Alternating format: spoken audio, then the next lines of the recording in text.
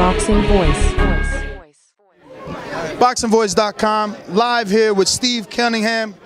Steve, you're coming into this fight on HBO, first time finally.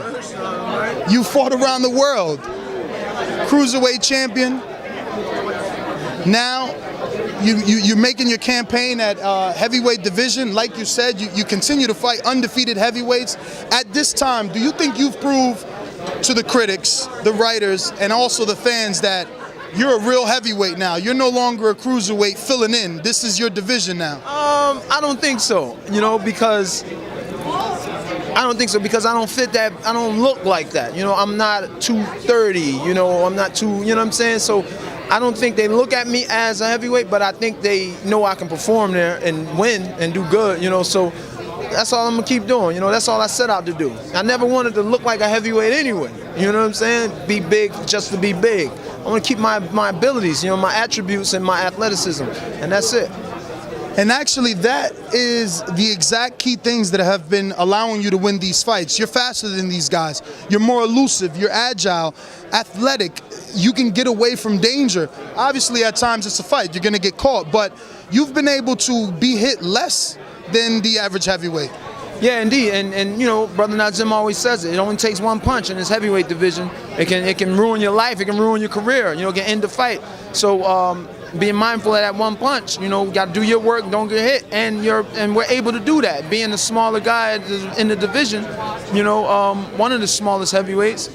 Now that Eddie Chambers is back, but Eddie's like 225. So I guess I'm the smallest heavyweight. Now, will this be the first time in a long time that Steve USS Cunningham is going to be able to come into the ring with the clear mind, no family issues on the back, not worrying about your children, just focusing on a fight and trying to complete your dream of becoming a heavyweight champion?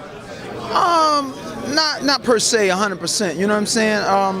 Yeah, the transplant is done, but with that being said, that brings its own issues also, because something could go wrong. We're not on the, we're not coasting. You know what I'm saying? We'll never be on that. We did it. Until we're all dead and gone in heaven, chilling. Then we did it.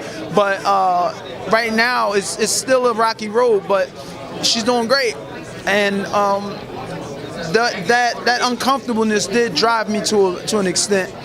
But now, I saw my daughter go down to get the transplant, and literally before they took her in the operating room, she's just like bouncing off the walls, talking about what she's going to do next week, just not scared, and seeing her look death right in the eye and talk about, I got plans, that gives me motivation more so than being angry that my family is this and that or scared.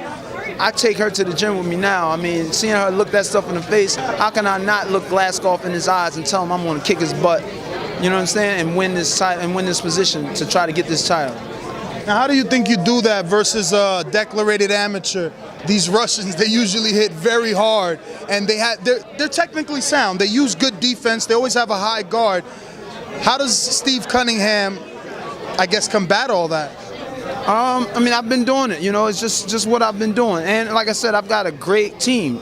Brother Nazim, Buddy Osborne, they sit down, come up with a game plan. I execute it, I'm the soldier, they're the generals. They tell me, they give me my mission, I gotta go do it.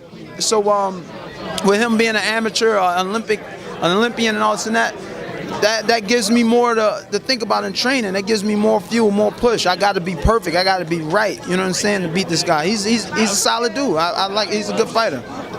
Is there any added pressure because this is a stage that you wanted to be on for a long time, and now you finally got there, but you're not in your preferred division. And not to say that when you were in your prime, but when you were a champion, you were at cruiserweight. When people, didn't want to face you, when you had to go overseas to get fights, you were at cruiserweight. Unfortunately, you got to start all over here, but I mean, this is the stage that every boxer dreams of, HBO. You made it now. Yeah. I mean, I don't look at it as made it.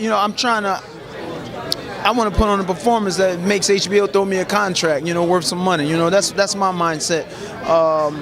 I've been on this stage to an extent as a two-time world champion, you know, defending my titles, going to Russia, going to Poland twice and South Africa, this and that. But like you said, this is the stage. The heavyweight division is the division, and it is big. It's bigger. This is my biggest fight, like every other fight before. It's my biggest fight, and I look at it like that, and I'm going to train accordingly, you know.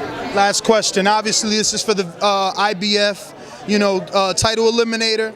Vladimir Klitschko has made it obvious, and HBO has made it clear that they're invested in the heavyweight division and in Klitschko. They're going to bring him.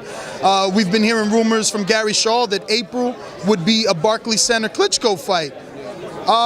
Do you look forward to something like that, being able to face one of the best heavyweights in the last 10 years here in the East Coast? Oh yeah, indeed.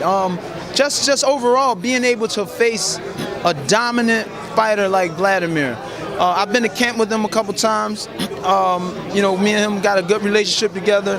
But being a fighter and a former champion, you know, the challenge is like a drug. You know what I'm saying? It's a drug that, yo, that's the best dude, man, I want to go try to beat him. I want to pit myself against him. You always want to measure yourself. There's always a measuring bar, and Vladimir Klitschko is the measuring bar of measuring bars in this division. So that would be an honor. But, you know, Glazkov is what's in my way of that. Well, Steve, you know, can't wait to see your debut on HBO, man. Congratulations, and obviously good luck on your fight. Appreciate it, man. Thank you, guys. Thank you. The Boxing Voice.